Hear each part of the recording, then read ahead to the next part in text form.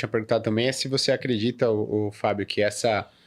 Bom, então, o dia querendo ou não, uma ou outra tarifa vai ser implementada, e isso, se é uma tarifa, vai ser um impacto inflacionário menor. Se são mais, vai ser maior.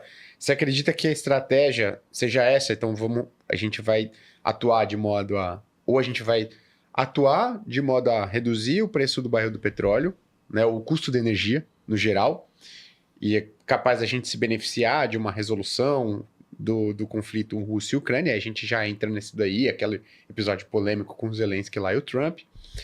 E você acha que isso ajudaria a compensar esse impacto inflacionário com as tarifas? É essa a estratégia que eles estão tentando utilizar? O Bessent, né, o secretário do Tesouro, ele tem um modelo que era o modelo japonês lá atrás, que é o 333.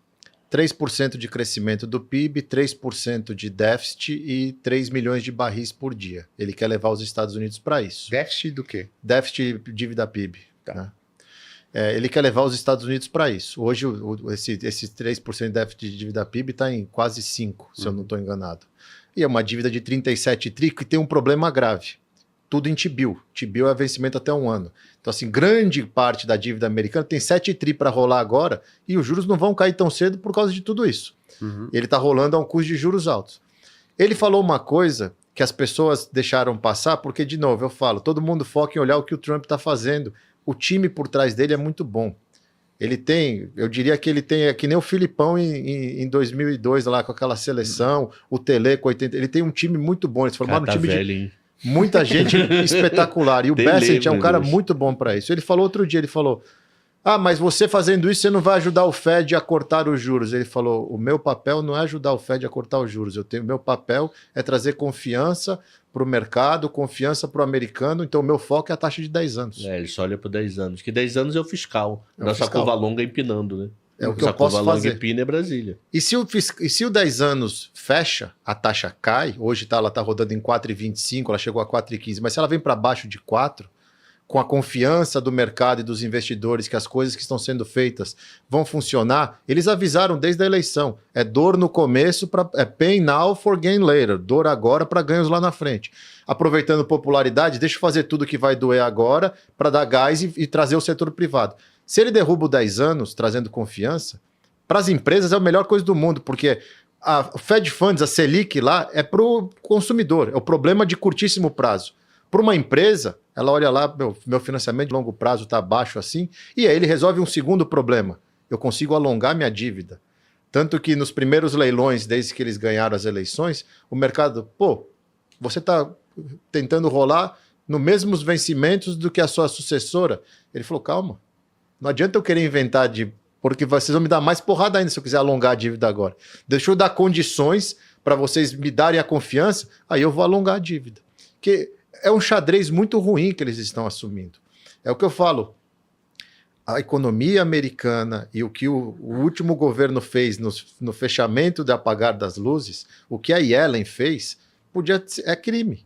Deixou tudo, dívida toda encacrolada no curto prazo, caixa vazio, entendeu? Tanto que o governo está tendo que negociar o orçamento, porque bateu o teto já, e está dando shutdown no governo, estão tendo que passar coisa para rolar. Te deram, você chegou? Tá aqui seu problema. Entendeu? E se ele cair de 10, só um segundinho, por favor, ele cai de 30. Então ele fortalece a habitação de volta. Exato. Tira a pressão de inflação de habitação. E o mercado habitacional é um mercado importante para a atividade americana. É o principal. Aí eu te digo que acompanho bem habitacional, porque eu fiquei curioso para entender a inflação americana. A habitacional está incomodando mais ou menos há 2 anos e meio. Sim. E não dá refresco. É 4,1, 4,2, aí vem para 4, comemora, e no seguinte vem 4,2 acumulado de 12 meses. Então você vê a inflação declinando e a habitacional lento ao declínio. Quando a gente fala inflação habitacional, o que está embutido aqui nessas... A grosso modo, o aluguel é o que mais está fazendo preço. E eles fazem uma pergunta muito louca lá, que eu queria... Se isso fosse no Brasil, a nossa inflação seria de 500% ao ano.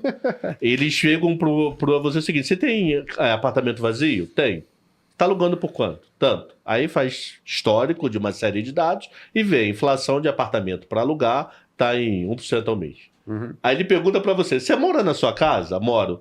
Se você tivesse que sair da sua casa para alugar, você alugaria por quanto? Aí eles têm uma outra pesquisa dessa e unem e diz que esse é o custo do aluguel lá. É o OER. Então é doido, não é só o vazio, é quem tá morando também. Imagina isso no Brasil, ligasse para o IPCA ia ser vida doida. Para eu sair daqui é 100 mil reais de aluguel. Então isso tá muito forte. Aí por isso que eu acompanho, passei a acompanhar, eu te digo o seguinte, na nossa época de mercado, eu nunca tinha olhado para índice de casa nova, construção, construções iniciais. Eu nem sabia o que era isso, sabia nem se existia essa estatística, eu acho que lá atrás, nem desconfiava. Aí você começa a ver casas e prédios com até 6 apartamentos. Aí você vai acompanhando, ele tem uma relação pesada com taxa de juros. Então, a taxa de juros está rodando ali na casa de 6,70. Esse setor está lateralizado e está acontecendo uma coisa curiosa. Você prefere deixar fechado do que vender mais barato. Então, está com estoque absurdo porque ninguém quer vender. Não. O dia que alguém quiser pagar meu preço, eu vendo. Então, isso tudo está pressionando a inflação. Se você caiu 10 e caiu 30, vai começar a despencar, vai ter mais gente querendo oferecer o teu preço porque a prestação vai cair, já que o juros está caindo. O problema é o timing para isso. Né? Essa não queda do preço dos imóveis é igual aqui, né? Você pega o índice FIPZAP lá na crise brasileira de 2013 a 2016, ele não cai, né? Mas ele fica parado e a inflação que vai fazendo ele se reduzir. Preço de imóvel é catraca de ônibus. Rodou, um abraço. Não, e tem uma coisa também que é muito importante olhar, que lá você tem esses indicadores de casa. Primeiro que o mercado, sempre que o mercado de housing está saudável, nunca existiu uma recessão nos Estados Unidos. E sempre que está em recessão, o primeiro mercado que tira da recessão é housing. Então ele é um baita de um termômetro. A única vez que isso foi o contrário foi lá em 2008. Que daí quebrou os dois ao mesmo tempo, o imobiliário e o financeiro. Foi a única vez que essa correlação foi quebrada, mas aí é o cisne negro que quebrou o financeiro, né? Foi os derivativos do imobiliário que quebraram o financeiro. E aí foi essa correlação, ela é muito fiel a mais de 100 anos. Agora também tem um ponto que preocupa bem. Lá nos Estados Unidos, um dos indicadores de housing eu vou comprar uma casa. Então eu comecei o processo de comprar uma casa. Ele cria um indicador de housing lá. Só que entre comprar a casa e chegar no financiamento, ou eu não fui aprovado no financiamento, ou a taxa de financiamento estava muito alta, eu resolvi abrir o negócio.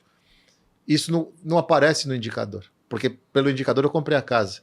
E aí começou a acontecer do Covid para cá com os juros subindo, que nesse meio tempo, que é um período de 40 dias entre assinar o contrato e fechar o financiamento, a boleta está aberta. Por isso que o pessoal acompanha índices de casas novas construídas. Começou a obra, botou um pedreiro, saiu um índice. Que criava esse vácuo aí que ele tá falando. Você pegava só índice de venda de terreno, caso ok, mas ia lá 2 anos depois, estava tudo mato. Aí passaram a acompanhar índice de casas novas iniciadas. Quer dizer, a obra começou.